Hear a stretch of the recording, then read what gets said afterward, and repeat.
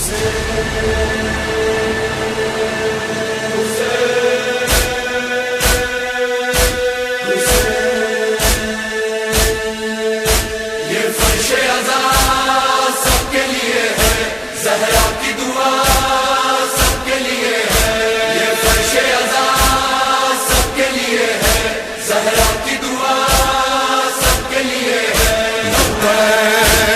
لبیک حسین لبیک حسین لبیک حسین لبیک حسین لبیک حسین لبیک حسین لبیک۔ زمین و آسمان کسی پر نہیں روئے، اگر روئے تو امام حسین پر روئے یا حضرت یحییٰ پر روئے۔ اب تاریخی اعتبار سے حضرت یحییٰ کا نام آپ کے اذہان کے اندر یقینی طور پر محفوظ ہے کہ حضرت یحییٰ اور حضرت امام حسین سید الشہداء کی ذات اقدس، بہت ساری مماثلتیں خود سید الشہداء کی ذات اقدس اور حضرت یحییٰ کے اعتبار سے تاریخ کے اندر ملتی ہیں کہ حضرت یحییٰ بھی وہ ہیں کہ جن کی مدت حمل 6 ماہ تھی، امام حسین بھی وہ ہیں کہ جن کی مدت حمل 6 ماہ تھی۔ حضرت یحییٰ بھی وہ ہیں کہ جن کو انتہائی مظلومیت کے ساتھ شہید کیا گیا، امام حسین کو بھی انتہائی مظلومیت کے ساتھ شہید کیا گیا۔ حضرت یحییٰ وہ ہیں کہ جن کے بارے میں تاریخ نے لکھا ہے کہ ان کا قاتل بھی ولد الزنا تھا، امام حسین کا قاتل بھی ولد الزنا تھا۔ حضرت یحییٰ کے بعد بھی جب شہادت ہو گئی تو 40 روز تک 40 دن تک زمین اور آسمان نے گریہ کیا۔ امام حسین علیہ السلام پر بھی 40 روز تک زمین و آسمان نے گریہ کیا، بلکہ اس کے حوالے سے تو یہاں تک روایتیں موجود ہیں کہ 6 ماہ تک زمین و آسمان روتے رہے۔ بعض روایت یہاں تک موجود ہے کہ 9 ماہ تک 9 مہینوں تک زمین و آسمان نے گریہ کیا، یہاں تک کہ امام سجاد سے ایک روایت موجود ہے کہ چوتھے امام امام زین العابدین علیہ السلام کی خدمت کے اندر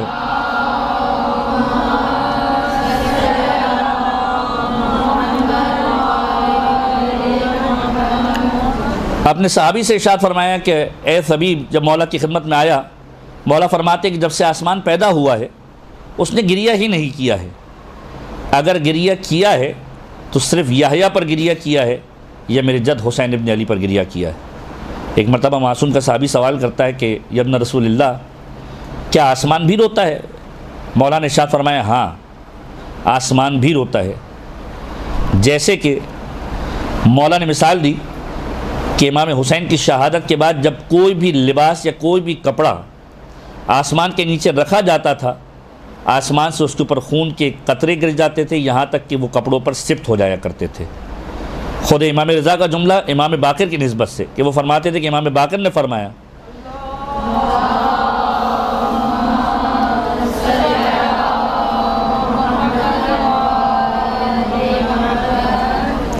کہ آسمان سے سرخ مٹی کی اور خون کی بارش ہوئی اور زمین سیاہی اور خون اگلنے لگی۔ یہ سید الشہداء کی شہادت کا اثر تھا جو آسمان و زمین کے اوپر نمودار ہوا۔ یہ تو آیت کے ذیل کے اندر بات ہو گئی، لیکن اگر تاریخ عزاداری کی بات کی جائے تو کم و بیش 4 تقسیمات ہیں کہ جو مورخین نے لکھی ہیں کہ سید الشہداء کی عزاداری کی جو بنیاد ہے وہ کہاں سے ہوئی ہیں، وہ عمل کہاں سے شروع ہوا۔ تو 4 تقسیمات کی گئی ہیں۔ پہلی تقسیم یہ ہے کہ وہ مجالس کے جو خود حضرت آدم کی خلقت سے پہلے ہوئی سید الشہداء کے لیے۔ اب یہ بڑی اجنبی چیز محسوس ہوتی ہے، لیکن تاریخ نے ان کو تذکرہ کیا ہے۔ دوسری قسم کے جو خلقت آدم کے بعد مجالس ہوئی ہیں کہ جس کے اندر خود حضرت آدم کا گریہ کرنا، حضرت آدم کا رونا،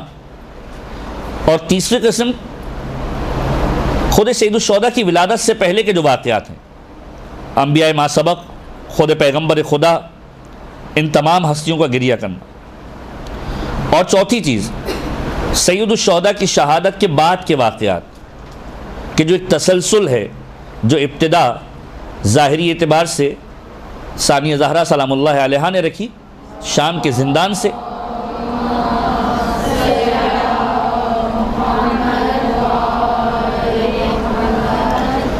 تو عمومی طور پر یہ 4 قسمیں علماء بیان کرتے ہیں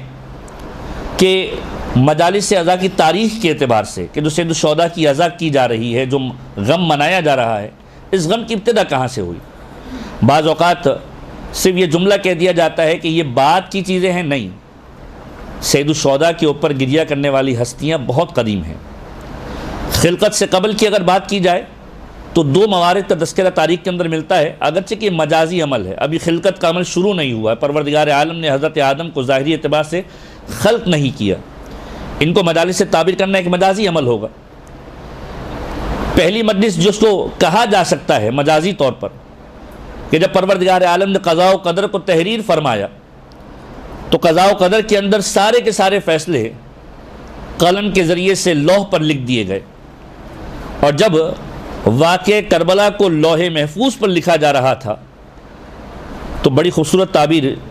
شیخ جعفر شوستری نے خصائص حسینیہ کے اندر بیان کی ہے کہ قلم بھی رو رہا تھا، لوح بھی رو رہی تھی، دونوں مغموم تھے کہ کس واقعے کو لوح محفوظ کے اوپر تحریر کیا جا رہا ہے۔ یعنی گویا یہ ایک ایسی مجلس ہے جو پہلی ابتدائی مجلس ہے کہ ابھی حسین کی شہادت کا واقعہ لکھا جا رہا ہے، مشیت پروردگار کے اعتبار سے قلم بھی رو رہا ہے اور لوح بھی رو رہی۔ دوسری مجلس کو جس کو تعبیر کیا گیا ہے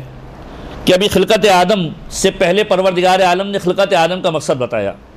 قرآن کریم کی مشہور و معروف آیت ہے، پروردگار عالم نے ملائکہ سے یہ جملہ کہا کہ انی جاعل فی الارض خلیفہ، کہ میں زمین پر ایک خلیفہ جو ہے وہ قرار دینا چاہتا ہوں۔ ملائکہ مخاطب ہوئے پروردگار سے کہ پروردگار اتجعل فیہا من یفسد فیہا ویسفک الدماء، کہ پروردگار تو اسے اپنا زمین پر خلیفہ مقرر کرنے والا ہے کہ جو زمین میں فساد کرنے والا ہے، جو زمین پر خون کو بہانے والا ہے۔ تاریخی اعتبار سے اس جملے کے اعتبار سے لکھا جاتا ہے کہ ملائکہ نے جو مغموم ہو کر جملہ کہا تھا، غمزدہ ہو کر جملہ کہا تھا، وہ کس وجہ سے کہا تھا؟ حابیل قابیل کے قتل ہونے کے واقعے اس اعتبار سے نہیں کہا تھا، آدم ثانی حضرت نوح کے زمانے کی مصیبتوں کے اعتبار سے نہیں کہا تھا، بلکہ زمین کا سب سے بڑا واقعہ اگر تاریخ کے اندر ہے تو سید الشہداء کا واقعہ ہے کہ جس پر غمگین ہو کر ملائکہ نے پروردگار عالم سے کہا تھا کہ پروردگار کیا تو انسان کو زمین پر بھیج کر خلیفہ مقرر کرے گا؟ یہ انسان فساد کرنے والا ہے، خون بہانے والا ہے، اور خون بھی فرزند زہرا کا۔ اس تصور کے اعتبار سے ملائکہ روئے تھے، غمگین ہوئے تھے۔ یہ وہ پہلا مرحلہ ہے کہ جس کو کہا جا سکتا ہے کہ سید الشہداء پر اگر سب سے پہلے گریہ ہوا، یا سید الشہداء کی عزاداری کی بنیاد اگر کہی جائے تو اس عنوان سے جو سب سے پہلی بنیاد ہے وہ خلقت آدم سے پہلے کی بنیاد ہے۔ اب اگر بات کی جائے خلقت حضرت آدم کے بعد تو اس بات کو ذہن میں رکھنا پڑے گا کہ آدم کی خلقت کے بعد کم و بیش تقریباً ہر نبی خدا کو پروردگار عالم نے عزائے حسین کے اندر شریک کیا ہے، اور ہر نبی خدا امام حسین کا کسی نہ کسی اعتبار سے سوگوار رہا، اور یہ تاریخی حقائق کتابوں کے اندر موجود ہیں، اور یہی ایک دلیل بھی بن جاتی ہے کہ عزاداری سید الشہداء آج بعض اوقات ہم لوگ بڑے اطمینان کے ساتھ یہ جملہ کہتے ہوئے نظر آتے ہیں کہ عزاداری کا فائدہ کیا، عزاداری کے پیچھے کوئی ہدف ہو، کوئی مقصد ہو۔ اگر دیکھا جائے تو انبیاء ماسبق کے واقعات خود اس بات کی دلیل ہیں کہ عزاداری بما ہوا عزاداری نام حسین پر گریہ کرنا، آدم روئے، اس عنوان سے یہ جملہ نہیں کہا کہ اس رونے کے پیچھے ہدف کیا ہے، مقصد کیا ہے۔ یقینی طور پر سید الشہداء کی قربانی کا ایک عظیم مقصد ہے جو خود سید الشہداء نے مدینے سے نکلتے ہوئے بیان کیا تھا، جو ہماری مجالسوں کا بھی ایک مقصد ہوتا ہے، ہماری مجالسوں کا موضوع بھی ہوتا ہے۔ لیکن بعض اوقات غیر ارادی طور پر، بعض اوقات انسان لاابالی طور پر جملہ کہہ دیتا ہے کہ ایسی عزاداری کا کیا فائدہ کہ جس کے پیچھے کوئی مقصد نہ ہو۔ صرف عزاداری قلب مقدس جناب زہرا کو راضی کرنا، صرف عزاداری امام حسین پر گریہ کرنا، یہ خود ایک بہترین عمل ہے کہ جو انبیاء کی سیرت سے ہمیں ملا ہے، اور یہ آپس میں ٹکرانے والی جو کیفیت ہے یہ ہمارے لوگوں کی پیدا کردہ ہے کہ کبھی عزاداری کا نماز سے ٹکراؤ، کبھی عزاداری کا کسی اور چیز سے ٹکراؤ، مقصد سے ٹکراؤ۔ یہ ساری کی ساری چیزیں ہماری پیدا کردہ ہیں، در حقیقت قدیم زمانے کے اندر اس کا کوئی تصور موجود نہیں تھا۔ اب اگر خلقت آدم کے بعد کی مجالس کا جائزہ لیا جائے تو خود حضرت آدم جب ترک اولاد سرزد ہوا، زمین پر آئے، اس بات کو بھی ذہن میں رکھیے گا کہ حضرت آدم اور حضرت حوا کی جہاں پہلی ملاقات ہوئی میدان عرفات، جہاں پر آدم اور حوا نے ایک دوسرے کو پہچانا، میدان عرفات کے اندر ملاقات ہوئی، لیکن ابھی توبہ قبول نہیں ہوئی۔ زمین کے مختلف حصوں پر آدم و حوا موجود ہیں، یہاں تک کہ آدم و حوا کی توبہ قبول ہوئی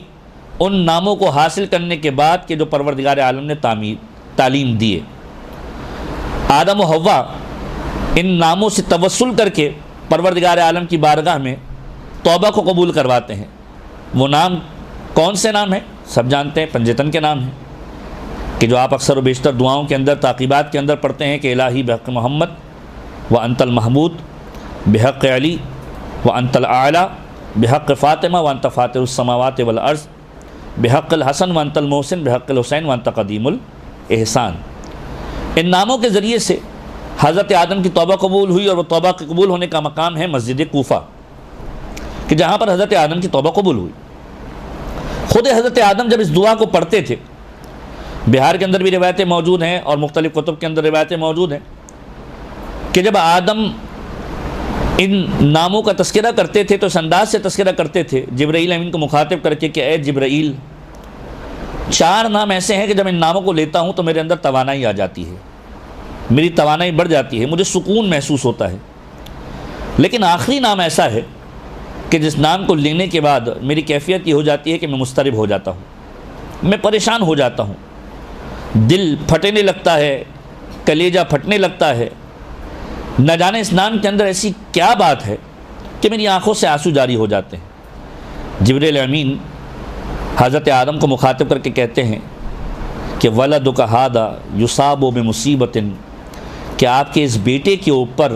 ایسی مصیبتیں پڑیں گی تَصْغُرُ عِنْدَهَا الْمَصَائِبُ، کہ جن مصیبتوں کے سامنے دنیا کی ہر مصیبت چھوٹی نظر آئے گی۔ یہ امام حسین پر ڈھائی جانے والی مصیبت ہے۔ حضرت آدم نے سوال کیا کہ وہ کون سی مصیبت ہے جو اس بیٹے کے اوپر پڑے گی؟ فرمایا یقتل عطشانا وحیدا فریدا لیس لہ ناصر ولا معین، کہ اسے قتل کیا جائے گا اس حالت میں کہ وہ پیاسا ہوگا، اکیلا ہوگا، غربت کے عالم میں ہوگا، یہاں تک کہ کوئی اس کی نصرت کرنے والا، کوئی اس کا مددگار نہیں ہوگا۔ اور اے آدم، اگر آپ اس کو دیکھ سکیں اس حالت میں تو وہ کہہ رہا ہوگا کہ وا عطشا وا ناصرا، یہاں تک کہ زمین و آسمان اس پر گریا کریں گے، کوئی مدد کرنے والا نہیں ہوگا، کسی چیز کو اپنے سامنے نہیں پائے گا وہ، حتیٰ یہ کہ تلواریں ہوں گی اور اعداء کے شر ہوں گے جو اس کے سامنے موجود ہوں گے، تلواریں چل رہی ہوں گی، تیر چل رہے ہوں گے، اور اس کے خاندان والوں کو اسیر کیا جائے گا، پیاس کی شدت ہوگی، اس کے خیام کو لوٹ لیا جائے گا۔ روایتیں کہتی ہیں کہ جب حضرت آدم اس انداز سے حضرت سید الشہداء کے تذکرے کو سن رہے تھے تو فبکا آدم بکاء الثقلا، آدم چیخے مار مار کر روئے، اس انداز سے روئے کہ جیسے ایک بوڑھی ماں اپنے بچے پر رویا کرتی ہے۔ یہ تاریخی اعتبار سے، اگر انسانوں کے اعتبار سے بات کی جائے تو پہلی عزاداری ہے کہ جو حضرت آدم نے انجام دی، اور حضرت آدم نے سید الشہداء پر اس انداز سے گریہ کیا۔ اور اسی طرح کی بے شمار روایتیں جو تاریخی اعتبار سے ملتی ہیں کہ پیغمبر کے معراج کے واقعات بھی اس بات کے شاہد ہیں کہ عزاداری سید الشہداء کس انداز سے پیغمبر نے معراج کے اوپر انجام دی، کہ روایت کے جملے امام حسن مجتبیٰ کا آخری وقت تھا، سید الشہداء قریب بیٹھے ہوئے تھے، امام حسن کے جگر کے ٹکڑے، کلیجے کے ٹکڑے کٹ کٹ کے تش میں گر رہے تھے، اور دونوں بھائی ایک دوسرے کو دیکھ کر رو رہے تھے، یہاں تک کہ امام حسن نے امام حسین کو گلے لگایا اور تاریخی اعتبار سے وہ جملہ کہا جو تاریخ نے درج کیا ہے۔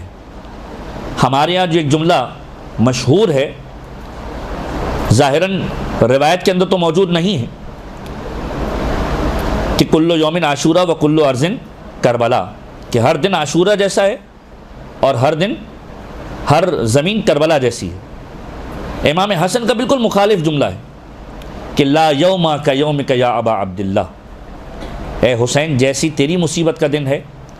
ویسا کسی کی مصیبت کا دن نہیں ہے، کہ جیسی مصیبت تجھ پر پڑنے والی ہے ویسی مصیبت کسی پر نہیں پڑی، اور جیسا تیری مصیبت کا دن ہے ویسا کوئی دن ہو ہی نہیں سکتا. یعنی امام حسن نے لسان امامت سے ایک بہت بڑا عہدہ واضح کر دیا جو خود زیارت عاشورہ کے اندر بھی ہم کہتے ہیں لقد عظمت المصیبہ وجلت الرضیہ کہ مولا آپ کی مصیبت سب سے بڑی مصیبت ہے, اس سے بڑی کوئی اور مصیبت نہیں ہو سکتی. امام حسن بتانے کہ روز عاشور جیسے کوئی دن نہیں ہو سکتا. انسان پر کتنی مصیبتیں آ جائیں روز عاشور کے مقابلے پر شاید وہ مصیبتیں اس کے سامنے کم ہیں. دونوں بھائی ایک دوسرے سے گلے لگ کر رو رہے تھے, یہاں تک کہ امام حسن امام حسین سے مخاطب ہوئے کہ میں نانا کے سامنے موجود تھا اور نانا نے مجھے یہ واقعہ بیان کیا کہ جب میں معراج پر گیا تو میں نے 2 محلوں کو دیکھا. 2 محل بنے ہوئے تھے, ایک سبز تھا اور ایک سرخ تھا. سبز زمرد سے بنا ہوا محل اور دوسرا سرخ یاقوت سے تعمیر کیا گیا. میں نے جبرائیل سے اس کی حوالے سے سوال کیا کہ یہ کس کے ہیں؟ فرمایا ایک حسن مجتبیٰ کا ہے, دوسرا حسین کا ہے. لیکن میں نے سوال کیا کہ دونوں میرے شہزادے جنت کے سردار ہیں, ان دونوں کے محل کے رنگ مختلف کیوں ہیں؟ جبرائیل خاموش ہو گئے. پیغمبر نے سوال کیا کہ جبرائیل جواب کیوں نہیں دیتے؟ فرمایا کہ یا رسول اللہ مجھے آپ سے حیا آتی ہے, ایک راز ہے اس کی بابت آپ کو خبر دے رہا ہوں. اور پھر فرمایا کہ حسن مجتبیٰ کے قصر یا محل کا رنگ سبز اس وجہ سے ہے کہ انہیں زہر دیا جائے گا, اور حسین کے محل کا رنگ سرخ اس وجہ سے ہے کہ انہیں نیزوں تیروں اور تلواروں سے شہید کیا جائے گا اور ان کا سراپا خون سے سرخ ہو جائے گا. یہ پیغمبر کی وہ مجلس تھی کہ پیغمبر نے جب یہ جملہ سنا پیغمبر نے معراج پر گریہ کیا اور پیغمبر کو دیکھ کر تمام ملائکہ نے گریہ کیا. یہ وہ مجلس ہے کہ جو معراج پر ہوئی سید الشہداء کی ذات اقدس کے اعتبار سے. پھر اگر ظاہری اعتبار سے دوبارہ دیکھا جائے, آدم سرزمین پر چلتے ہوئے کربلا میں داخل ہوئے, پیر پھسل گیا, آدم صفی اللہ ہیں, اس انداز سے پیر پھسلا کہ منہ کے بل زمین پر گرے, اور جب منہ کے بل زمین پر گرے پیشانی مبارک سے خون جاری ہوا. پروردگار عالم کو مخاطب کر کے کہا کہ پروردگارہ کیا مجھ سے پھر دوبارہ کوئی ترک اولا سرزد ہوا ہے کہ جس کی سزا مجھے ملی ہے؟ وہی پروردگار آئی کہ اے آدم کوئی ترک اولا سرزد نہیں ہوا, لیکن حقیقت امر یہ ہے کہ یہ وہ سرزمین ہے کہ جو کربلا کی سرزمین ہے. خدا چاہتا ہے کہ تمہیں حسین کی مصیبت کے اندر شریک کیا جائے, لہذا پروردگار عالم نے کربلا کے اندر تمہیں بھی اس مصیبت کے اندر شریک کیا. اور پھر حضرت آدم نے پوچھا کہ من القاتل, حسین کا قاتل کون ہوگا؟ وہی پروردگار آئی یزید فلعن ہو, ان کا قاتل یزید ہوگا, اس پر لعنت کرو. فلعنہ اربعا, 4 مرتبہ حضرت آدم نے یزید پر لعنت کی اور اس کے بعد میدان عرفات کی جانب روانہ ہوئے. ایک اور مجلس کی جس کا تذکرہ تاریخ نے لکھا کہ حضرت نوح علیہ السلام, جن کو آدم ثانوی کہا جاتا ہے یا ابو البشر ثانی کہا جاتا ہے, 80 جوڑوں کو لے کر اپنی کشتی کے اندر چلے ہیں, اس عنوان سے کہ فلاح یافتہ وہ لوگ تھے کہ جو حضرت نوح کی تبلیغ کے بعد حضرت نوح پر ایمان لے کر آئے. 2500 سال کی زندگی, 950 سال کی تبلیغ, 750 سال کشتی کی تعمیر کے اندر لگائے, اور اس کے بعد جب 80 جوڑے ساتھ میں لے کر نکلے ہیں, تلاطم ہے پانی کے اندر, یہ کشتی موجود ہے. ایک مرحلہ ایسا آیا کہ یہ کشتی بھنور سے دوچار ہو گئی. ایک مرتبہ کہا پروردگار تو نے تو مجھے نجات دہندہ بنایا ہے, نوح نجی, نجات دلانے والے. پروردگار یہ کیسا مقام ہے کہ جہاں پر یہ میری کشتی بھنور کا شکار ہو گئی؟ کہ یہ کربلا کا مقام ہے. حضرت نوح نے سید الشہداء پر گریہ کیا اور سید الشہداء کے قاتل سے بیزاری کا اظہار کیا. یہ حضرت نوح کا وہ عزا کا طریقہ ہے جو تاریخ نے لکھا. اس کے بعد ایک اور تاریخی اعتبار سے جو مجلس کا تذکرہ ملتا ہے کہ حضرت سلیمان نبی, کائنات کی اکثر چیزوں پر پروردگار عالم نے تصرف دیا ہے. چرند و پرند کی بولی جانتے ہیں, ہوا دسترس کے اندر ہے, ہوا پر قابو حاصل ہے. یہاں تک کہ ایک مرتبہ اپنی بساط کے پر بیٹھے ہوئے ہوا کے ذریعے سے چل رہے ہیں کہ ہوا نے بساط کو 3 مرتبہ ایسا گھمایا اور زمین کے قریب لے کر آ گئی کہ سلیمان نبی پریشان ہوئے. اور ہوا پر عتاب کیا کہ یہ کون سی جگہ ہے، یہ کیا کر رہے ہو؟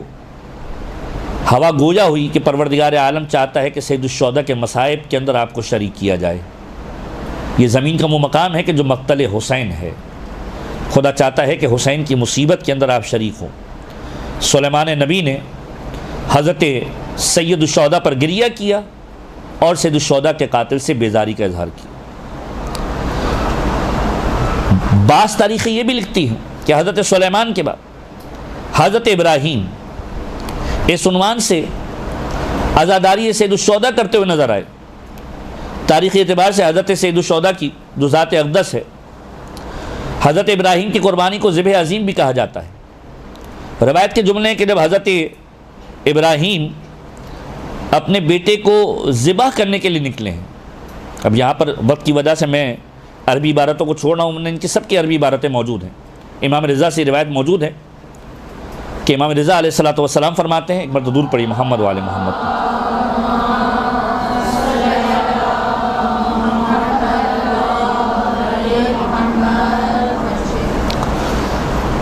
کہ جب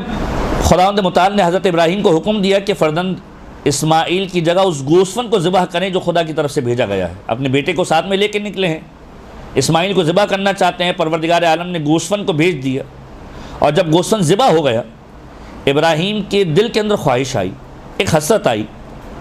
کہ کاش گوسفند نہ ہوتا، میں اپنے ہاتھوں سے اپنے عزیز ترین بیٹے کو ذبح کر دیتا، تاکہ ان مصائب کی بنیاد پر مجھے وہ درجہ حاصل ہو جاتا جو خدا کی بارگاہ میں تقرب والا ہے۔ پروردگار عالم نے وحی کی ابراہیم پر کہ ابراہیم یہ بتاؤ تمہاری نگاہ کے اندر خدا کا محبوب ترین فرد کون ہے؟ ہر نبی، اس اعتبار سے ذہن میں رکھیے گا کہ ہر نبی کی نبوت ختمی مرتبت احمد مجتبیٰ محمد مصطفیٰ صلی اللہ علیہ وآلہ وسلم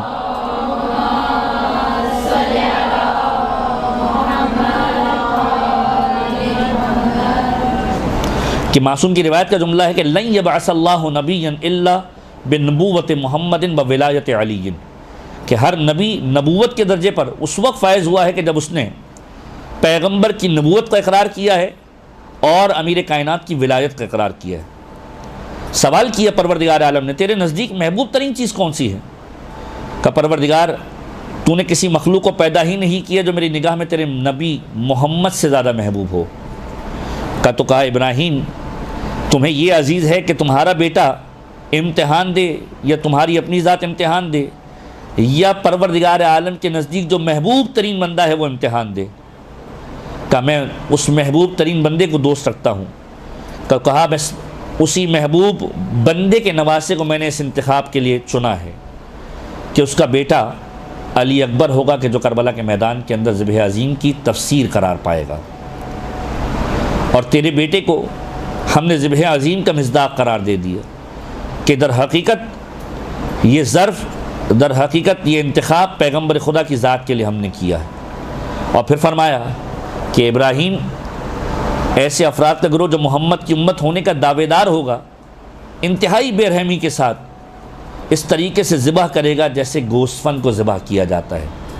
یہ سید الشہداء کی وہ مظلومیت ہے کہ جس مظلومیت کا تذکرہ ائمہ نے بار بار کیا ہے، اور انتہائی سخت جملے ہیں تاریخ کے اعتبار سے سید الشہداء کی مظلومیت کو بیان اور واضح کرنے کے لیے، کہ جب چھٹے امام، آٹھویں امام اس انداز سے بات کیا کرتے تھے کہ ہمارے جد کو اس انداز سے ذبح کیا گیا جیسے گوسفند کو ذبح کیا جاتا ہے۔ آٹھویں امام کا مرثیہ تھا اس انداز سے کہ جب شبیب، ریان بن شبیب مولا کی خدمت میں آئے تھے تو ایک جملہ کہا تھا کہ اگر کسی چیز پر گریہ کرنا چاہتے ہو تو حسین ابن علی پر گریہ کرو، کہ حسین وہ ہے کہ جسے گوسفند کی طرح ذبح کیا گیا۔ اور بعض روایت کے اندر اس انداز سے تذکرہ ملتا ہے کہ گوسفند کو جب ذبح کیا جاتا ہے، پانی پلایا جاتا ہے، میرے جد کو 3 دن کا بھوکا پیاسا شہید کیا گیا۔ گوسفند کو تیز دھار آلے سے ذبح کیا جاتا ہے، میرے جد کو کند خنجر سے ذبح کیا گیا۔ یہ جملے تاریخ میں مقام مقام پر ملیں گے۔ حضرت ابراہیم سے پروردگار عالم نے وحی کے ذریعے مخاطب ہو کے کہا کہ جس طرح گوسفند کو ذبح کیا جاتا ہے اس طریقے سے آخری نبی محمد کے نواسے کو ذبح کیا جائے گا، اور ان کا یہ عمل میرے غضب اور غصے کو دعوت دے گا۔ ابراہیم ان مصائب کو سن کر گریہ کرنے لگے، قلب پر رقت طاری ہوئی یہاں تک کہ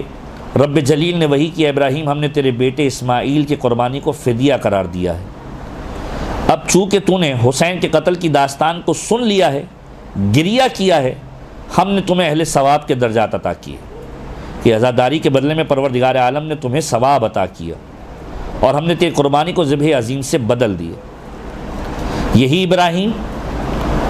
ایک مرحلہ وہ آیا، بعض روایت کے اندر یہ جملے ملتے ہیں کہ ابراہیم حلہ کے رہنے والے تھے۔ کوفہ کے اندر حضرت ابراہیم کے اعتبار سے بے شمار مقامات موجود ہیں، چاہے وہ مسجد سہلہ ہو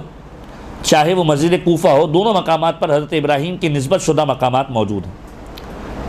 روایت کے اندر ہے کہ حضرت ابراہیم اسی سرزمین پر موجود تھے، یہاں تک کہ کربلا کی سرزمین پر پہنچے، گھوڑے کا پیر پھسلا، زمین پر گرے، ابراہیم کے سر پر زخم آیا، کہ پروردگار میں خلیل اللہ ہوں، یہ کون سا مقام ہے کہ جہاں پر میرا امتحان لیا جا رہا ہے؟ کہا یہ وہ سرزمین ہے کہ جو کربلا کی سرزمین ہے، پروردگار چاہتا ہے کہ حسین کی مصیبت کے اندر شریک ہو جاؤ۔ ابراہیم نے گریہ کیا ہے اور قاتل حسین پر لعنت بھیجی ہے۔ جبرائیل امین نے آ کر حضرت ابراہیم کو پوری کہانی سنائی کہ زمین و آسمان کے اندر لعین ترین وہ شخص ہوگا کہ جو حسین کو شہید کرنے والا ہے، جو حسین کو قتل کرنے والا ہے، جس پر آسمان و زمین کے رہنے والوں کی طرف سے لعنت ہے۔ قلم نے اذن خدا سے قبل ہی اس کے لیے لوح پر لعن تحریر کر دیا تھا۔ جب ابراہیم کے پاس یہ معاملہ سنا، ابراہیم نے ہاتھوں کو بلند کر کے یزید پر لعنت کی۔ ابھی ابراہیم نے ہاتھوں کو بلند کر کے لعنت کی تھی، مورخین نے یہاں تک لکھا ہے کہ جواب میں گھوڑے نے آمین کہا۔ ابراہیم نے اپنے رہوار سے پوچھا کہ اے گھوڑے تو نے میری لعنت پر کیا سمجھ کر آمین کہا؟ گھوڑے نے بزبان فصیح حضرت ابراہیم سے کلام کیا اور یہ کہا کہ اب تک میں اس بات پر فخر کرتا تھا کہ آپ جیسا نبی میری پشت پر سواری کرتا ہے، لیکن جب میرا پاؤں پھسلا اور آپ زمین پر گرے تو مجھے انتہائی ندامت کا سامنا کرنا پڑا، اور اس شرمندگی کا سبب کون ہے؟ یہ قاتل حسین ہے، لہذا میں نے آمین کہا جب آپ نے لعنت کی حسین کے قاتل پر۔ روایتوں کے جملے ہیں کہ یہی وہ سرزمین تھی کہ جو کربلا کی سرزمین تھی، اور یہ وہ گریہ تھا کہ جو حضرت ابراہیم نے سید الشہداء کی ذات اقدس پر کیا تھا۔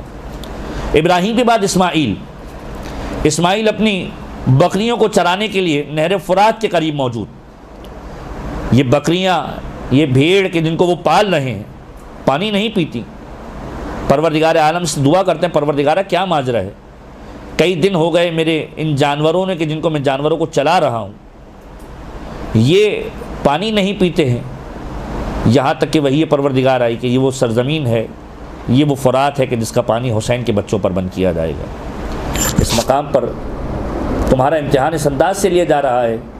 کہ ان بکریوں کو تم چرا رہے ہو، یہ پانی نہیں پئیں گی، یہ کربلا کی سرزمین ہے۔ اور اس کے بعد یہاں تک کہ یہ بکا کا سلسلہ، عزاداری کا سلسلہ، روایتوں کے جملے ہیں حضرت عیسیٰ، حضرت خضر، حضرت زکریا کی تو تاریخ لکھی گئی ہے۔ حضرت زکریا جب پروردگار عالم نے اسماء گرامی تعلیم دیے، دعا کیا کرتے تھے پروردگار عالم سے، توسل کیا کرتے تھے، یہاں تک کہ جب پنجے تن سے توسل کرنے لگے، ایک مرتبہ جملہ کہا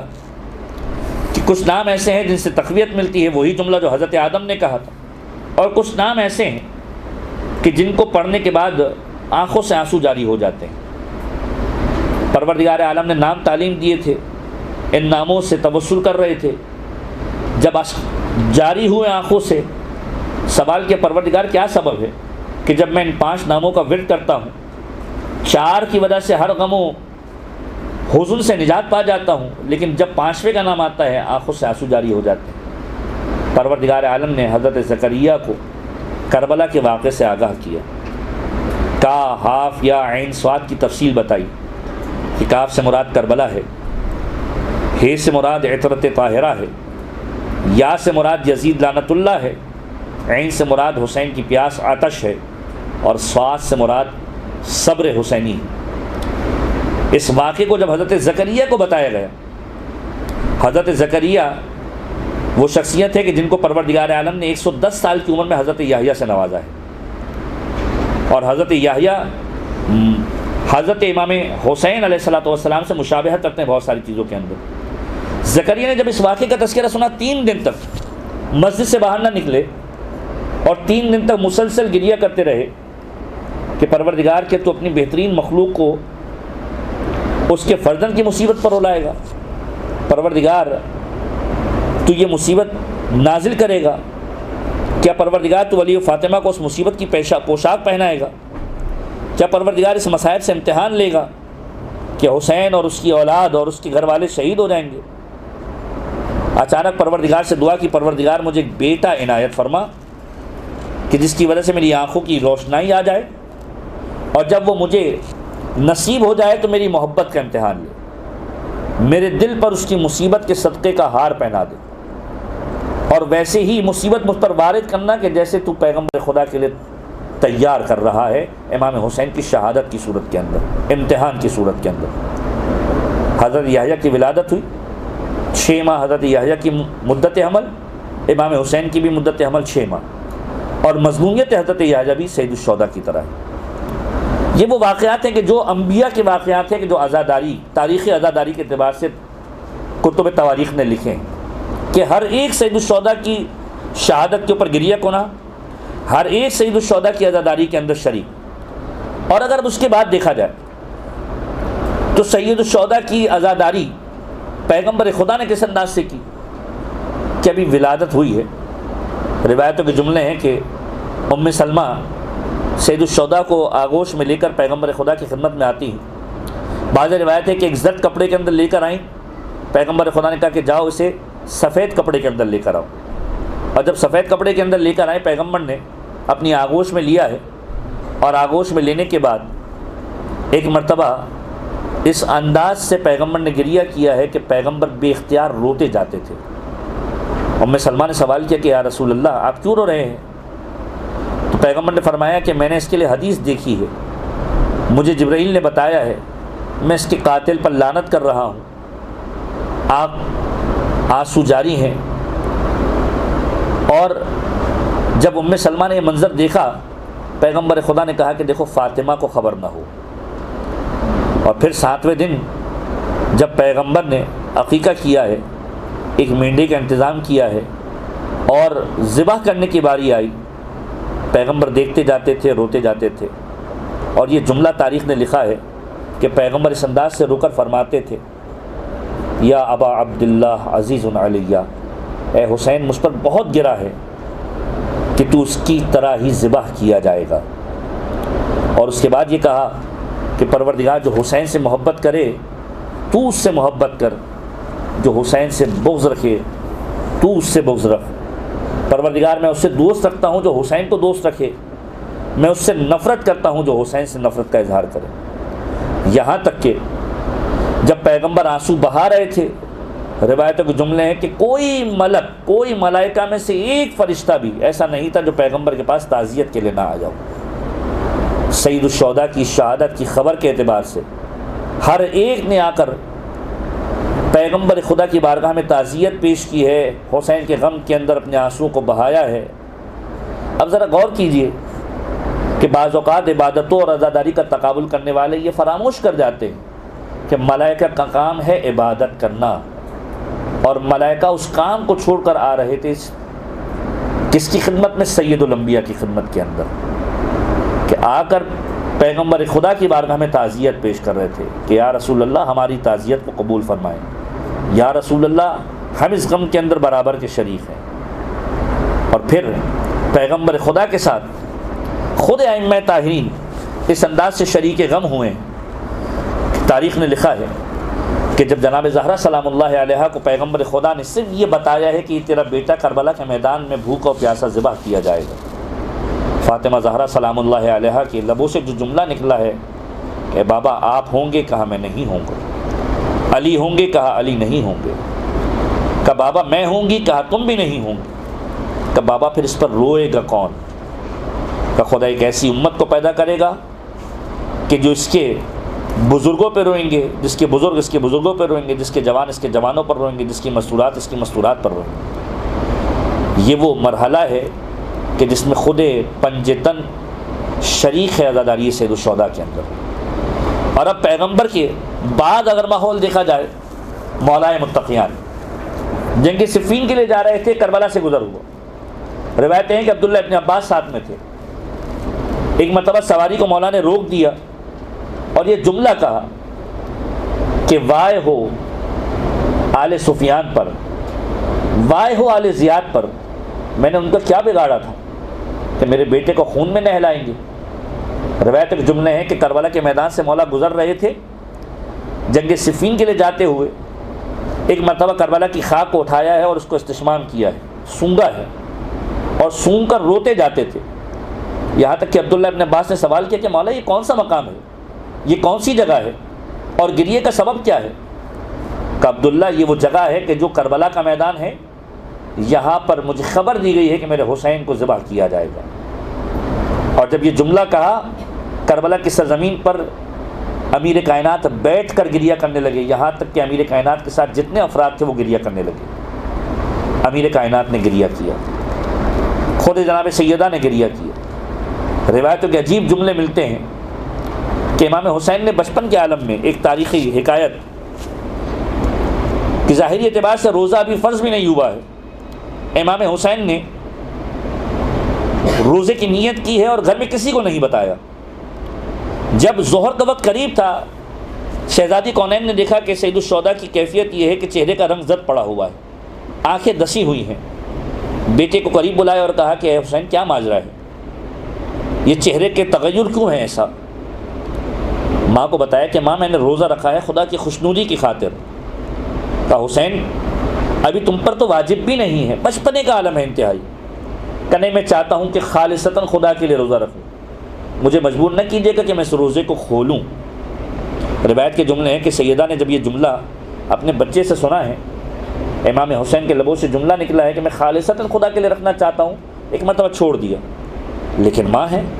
ماں کا دل ہے۔ ایک مرتبہ امیر کائنات کے پاس جاتی ہیں اور کہتی ہیں کہ علی حسین سے کہیے کہ روزے کو کھول لے۔ حسین کے چہرے کی جانب دیکھیے، حسین کے چہرے کا رنگ تغیر کر چکا ہے، بدل چکا ہے۔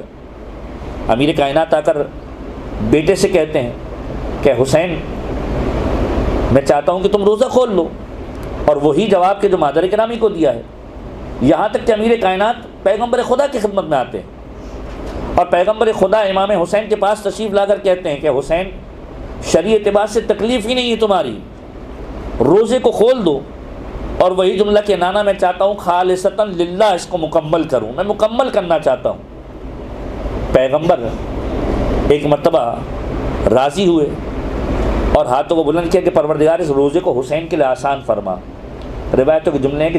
جبرائیل امین نازل ہوئے اور پیغمبر خدا سے فرمایا کہ پروردگار عالم نے آج سورج کی تمازت کو ٹھنڈا کر دیا ہے، ایسے ملائکہ رکھ دیے ہیں کہ جو حسین کے لیے پنکھا جل رہے ہیں، دن چھوٹا ہو جائے گا سید الشہداء کی ذات اقدس کے لیے۔ یہاں تک کہ جب روزہ مکمل ہونے والا تھا، گھر والے سب بیٹھے ہیں، سید الشہداء بیٹھے ہیں۔ اب سید الشہداء سوال کرتے ہیں پیغمبر خدا سے کہ اے نانا یہ بتلائیے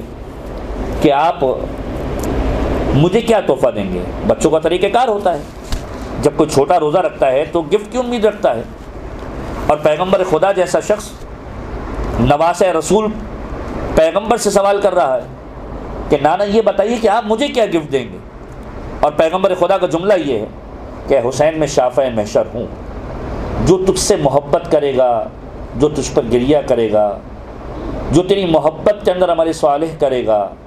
میں اس کی شفاعت کروں گا، یہ میرا وعدہ ہے، یہ تحفہ ہے میرا۔ امیر کائنات کی خدمت میں جاتے ہیں، بابا آپ مجھے کیا تحفہ دیں گے؟ اور ایک مرتبہ مولائے متقیان یہ جملہ کہتے ہیں کہ حسین میں حوض کوثر کا مالک ہوں، میں ساقی کوثر ہوں، تیرے ایک ایک محبت کرنے والے کو ساقی کوثر سے سیراب کروں گا۔ بھائی کی خدمت میں آتے ہیں، حسن آپ مجھے کیا تحفہ دیں گے؟ اور حسن کا جملہ یہ ہے، میں تو خود جوان جنت ہوں، جنت کے جوانوں کا سردار ہوں، تیری طرح سردار ہوں، جنت کو آراستہ کر دوں گا حسین تجھ سے محبت کرنے والوں کے لیے۔ اور ایک مرتبہ ماں کے پاس پہنچتے ہیں اور کہتے ہیں ماں جس سے زیادہ محبت ہوتی ہے زیادہ تحفہ اس سے لیا جاتا ہے، اے مادر گرامی ذرا یہ تو بتائیے کہ آپ مجھے کیا تحفہ دیں گی؟ اور ماں کا عجیب جملہ ہے، اے حسین روز قیامت تک اس وقت تک جنت میں نہ جاؤں گی کہ جب تک تیرے ایک ایک چاہنے والے، ایک ایک عزادار تجھ پر رونے والے کو جنت میں لے کر نہ چلی جاؤں۔ یہ جناب زہرا کا وہ تحفہ ہے کہ جو خود عزادارہ نے سید الشہداء کے لیے معین کیا گیا۔ جبریل امین نازل ہوئے اور کہا یا رسول اللہ، ہر ایک نے تحفہ دے دیا، میں بھی تحفہ دینا چاہتا ہوں۔ ایک ستارہ ہے کہ جو آسمان کے اوپر 30,000 سال بعد نکلتا ہے، اور میں نے 30,000 سال تک اسے دیکھا ہے اور 30,000 مرتبہ دیکھا ہے۔ یا رسول اللہ، ان 30,000 مرتبہ دیکھنے کے بعد ان 30,000 سالوں کی عبادت کو اس کے نام کرتا ہوں جو حسین سے محبت کرتے ہیں، حسین کی عزاداری کرتے ہیں۔ ملائکہ حسین کے غم کے اندر شریک ہو رہے ہیں، جناب زہرا اس انداز سے تحفہ دے رہی ہیں۔ خود امام حسن کا گریہ کرنا، لا یوم کا یومک یا ابا عبداللہ، خود سید الشہداء کا گریہ کرنا۔ کربلا کے اندر جتنے خطبے سید الشہداء کے ملتے ہیں، خود امام حسین نے گریہ کیا ہے اپنی اولاد پر، خود اپنی شہادت کے اوپر۔ جب اصحاب کو بھیجنے کی باری آئی تو اسی انداز سے مخاطب کر کے کہا کہ یہ میری جان کے در پہ ہیں، اگر تم یہ سمجھتے ہو کہ تم کوئی مروت کر رہے ہو، میرے ایک ایک بچے کا ہاتھ پکڑ کر چلے جاؤ۔ یہ اصحاب باوفا تھے جو نہ گئے، لیکن امام حسین نے گریہ کیا ہے، اور جب مقتل میں جاتے تو اسی انداز سے گریہ کر کے جاتے تھے۔ عزاداری سید الشہداء کہ جب اکیلے رہ گئے تھے تو یہ جملہ کہا تھا، تم نے میری آنکھوں کی روشنائی کو چھین لیا، میرے علی اکبر کو مار دیا، تم نے میرے بازو کو توڑ دیا، میرے عباس کو مار دیا۔ 6 مہینے کے بچے کا کیا قصور تھا کہ پانی لینے کے لیے آیا تھا، تم نے تیر مار دیا۔ سید الشہداء نے اس انداز سے مرثیہ پڑھا ہے، عزاداری کی ہے۔ اور اگر تاریخ کا سب سے بڑا عزادار دیکھنا ہے، سید سجاد کی صورت کے اندر دیکھیں، یہ سلسلہ چلتا رہا ہے اور ابھی تک جاری ہے۔ سید سجاد جیسا عزادار تاریخ میں نہیں ملے گا۔ 35 سال تک گریہ کیا ہے، کائنات کی ہر شے کو دیکھ کر گریہ کیا ہے، اور کس انداز سے گریہ کیا ہے؟ پانی کو دیکھا ہے تو گریہ کیا، یہی وہ پانی تھا جو میرے بابا کو نہ ملا۔ غذا کو دیکھ کر گریہ کیا، یہی وہ غذا تھی جو 3 دن تک گھرانہ اہل بیت کے بچوں کو نہ ملی۔ حتیٰ کہ ذبیحے کو دیکھ کر گریہ کیا کرتے تھے کہ ذبح کرنے والے گوشت کو جب ذبح کرنے لگتے تھے، ایک مرتبہ پردہ ڈال دیتے تھے دکانوں کے اوپر کہ کہیں سید سجاد کی نگاہ نہ پڑ جائے، اور اگر نگاہ پڑ جائے تو سوال کرتے تھے ذبح کرنے والے ذرا یہ تو بتا کہ ذبیحے کو پانی پلایا تھا یا نہیں پلایا تھا، اور وہ مڑ کر کہہ دے کہ اے مولا، آپ کی جد کا ماننے والا ہوں، اس وقت تک پانی کو نہیں ہٹایا کہ جب تک وہ سیراب نہیں ہو گیا۔ کربلا کا رخ کر کے ایک جملہ کہتے تھے، السلام علیک یا ابا عبداللہ الحسین، اے میرے جد، اے میرے آقا، اے میرے مولا، آپ پر سلام ہو۔ مدینے کا تو جانور بھی بھوکا پیاسا ذبح نہیں کیا جاتا، آپ کو کربلا کے میدان میں 3 دن کا بھوکا پیاسا ذبح کیا گیا۔ یہ سید سجاد تاریخ عزاداری ہے پوری، کہ اگر کوئی گھر میں بلانا چاہتا ہے، اے مولا ہماری خوشحالی میں شریک ہو جائے، اے مولا ہمارے غم میں شریک ہو جائے، کہ اس کے گھر میں آؤں گا کہ جو مجلس حسین کو برپا کرے گا۔ اور جب مجلس حسین برپا ہوتی تھی، گھر کے اندر داخل ہوتے تھے۔ تاریخ نے لکھا ہے اس بات کو کہ جب مصائب سید الشہداء پڑھے جاتے تھے، لوگ دیکھتے تھے کہ امام ممبر کے پاس سے ہٹ چکے ہیں، کہاں بیٹھے ہوئے ہیں؟ اس مقام پر بیٹھے ہوئے ہیں کہ جہاں پر عزاداروں کی جوتیاں پڑی ہوئی۔ گویا عزاداری، عزادار، اس کی اہمیت اہل بیت اطہار نے بتائی ہے۔ یہ پوری تاریخ ہے۔ امام باقر کس انداز سے مرثیہ پڑھا کرتے تھے کہ لوگوں کو جمع کیا کرتے تھے، شعراء کو بلایا کرتے تھے، کہا میرے جد کے مصائب بیان کرو۔ چھٹے امام اسی انداز سے، 8ویں امام، ہر ایک چاہتا تھا کہ اس انداز سے گریہ کیا جائے، یہاں تک کہ مینا کے میدان کے اندر ائمہ نے خود سید الشہداء کی عزاداری کو کہا کہ اس انداز سے برپا کرو، کہ روایت کے جملے ملتے ہیں۔ 7ویں امام، بعض اوقات روایت کے جملے 5ویں امام، کہ مینا کے میدان کے اندر میرے جد حسین ابن علی کو یاد کرنا۔ 5ویں امام کو میت اسدی کو بلا کر مرثیہ خوانی کروایا کرتے تھے۔ 6ٹھے امام اپنے اصحاب میں لوگوں کو بلا کر مرثیہ پڑھوایا کرتے تھے، اور جب مرثیے کے بعد آنکھوں سے آنسو آ جاتے تھے، یہ جملہ کہتے تھے کہ جو حسین کے غم میں کسی ایک کو رلائے، پروردگار عالم اس کے لیے جنت کو واجب کر دیا کرتا ہے، جو 10 کو رلائے پروردگار جنت کو واجب کر دیا کرتا ہے۔ اور اس کے بعد ذرا غور کیجئے کہ تاریخ عزاداری کے ثمرات کیا ہیں۔ ثمرہ اس کا ایک ہی ہے کہ پروردگار عالم جنت کو واجب قرار دینے والا ہے، جو میں نے سرنامہ کلام کے اندر پیغمبر خدا کی روایت کا تذکرہ کیا، جو خود سید الشہداء کی ذریح مقدس کے اندر 2 سال پہلے یا 3 سال پہلے تک لکھی ہوئی تھی، کہ اگر سرہانے کی جانب کسی کو موقع مل جاتا اور وہ جا کر دیکھتا، یہ مکتوب تھی وہاں پر تحریر، جو پیغمبر کی حدیث ہے کہ من بکا او اب کا او تباکا علی ولدی الحسین وجبت لہ الجنہ، کہ پروردگار حسین پر رونے والے، حسین کے نام پر رلانے والے، حسین کے غم میں چہرہ بنانے والے، کہ جو رو نہ سکتا ہو رونے جیسا چہرہ بنائے، جو روئے، جو رلائے، جو رو نہ سکتا ہو رونے جیسا چہرہ بنائے میرے بیٹے حسین پر، وجبت لہ الجنہ، اس کے لیے جنت واجب ہو جایا کرتی ہے۔ یہ پوری تاریخ عزاداری ہے کہ جو خلقت آدم سے لے کر امام زمانہ تک آئی ہے، اور خود امام زمانہ کا مرثیہ جو ہم پڑھتے ہیں، خود امام زمانہ کہتے ہیں کہ میں صبح و شام روتا ہوں اور خون کے آنسو روتا ہوں کربلا والوں کے مصائب کے اوپر۔ امام زمانہ کے ہی مرثیے زیارت ناہیہ کے اندر ہم پڑھتے ہیں کہ اس طریقے سے امام زمانہ مخاطب کر کے کہتے ہیں کہ سلام ہو اس بہتے ہوئے خون پر، سلام ہو اعضائے مقطعات پر، ان اعضاء کو جن کو کاٹ دیا گیا، سلام ہو اس رخسار پر کہ جس پر تربت کربلا لگی ہوئی تھی، سلام ہو اس پیشانی پر کہ جو خاک آلود اور خون آلود تھی، سلام ہو ان چہروں پر، یہ عجیب مرثیہ امام زمانہ کا ہے، سلام ہو ان چہروں پر، ان بچوں کے چہروں پر کہ جو تماچوں کے باعث تبدیل ہو چکے تھے، جن کا رنگ تبدیل ہو چکا تھا، سلام ہو ان مستورات پر کہ جن کے خیموں کو جلایا گیا۔ یہ خود امام زمانہ کا مرثیہ ہے، اور یہ مرثیہ کب تک جاری رہے گا؟ کہ جب تک خود امام زمان ظہور نہیں کرتے اور انتقام نہیں لیتے، کہ جب تک مرثیہ پڑھتے رہیں گے اور اس انداز سے مرثیہ پڑھتے ہیں کہ صبح و شام روتا ہوں، صبح و شام خون والا گریہ کرتا ہوں،